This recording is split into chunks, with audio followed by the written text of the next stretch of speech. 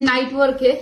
Workout करताना जर दम लागत असेल तर तुम्ही हे नाईट वर्क घेऊ शकता. येस, संध्याकाळी घेऊ शकता किंवा सकाळी वर्कआउटच्या आधी घेऊ शकताय, विदिन वर्कआउटच्या वेळेस घेऊ शकता. येस, 120 डेज चॅलेंज चालू आहे आणि त्या 120 डेज मध्ये माझा आज 111वा दिवस आहे.